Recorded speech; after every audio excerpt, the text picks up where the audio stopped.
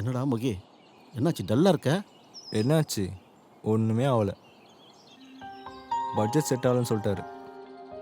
புதுசாக வேறு கதை எழுதணுமா, லோ பட்ஜெட்டில்.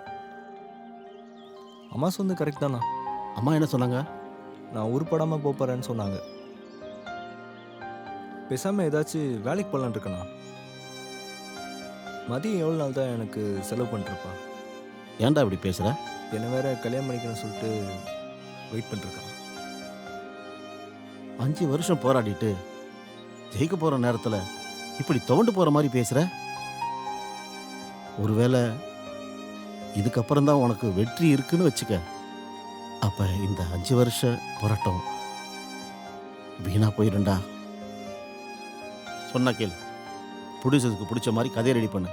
ஒரு நாளைக்கு 4 ப்ரொடியூசரை போய் பார்க்குறோம். நிறைய ஆப்பர்ச்சுனிட்டிஸ் இருக்குடா. ஓடிடி பிளாட்ஃபார்ம் அது இதுன்னு சொல்லி நிறைய இருக்கு. அவன் கண்டென்ட் கிடைக்காம அலைஞ்சிக்கிட்டு இருக்கானுங்க முக்கி. முதல்ல ப்ரொடியூசர்ஸ் எந்த மாதிரி கதையை எதிர்பார்க்குறாங்கன்னு தெரிஞ்சுக்க. அதை ரெடி பண்ணிட்டு ஒரு ப்ரொடியூசர்கிட்ட கரெக்டாக நச்சுன்னு போய் அடி.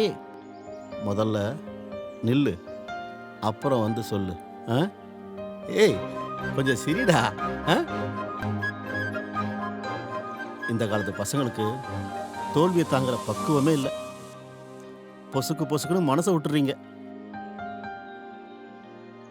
கவலைப்படாத. ம்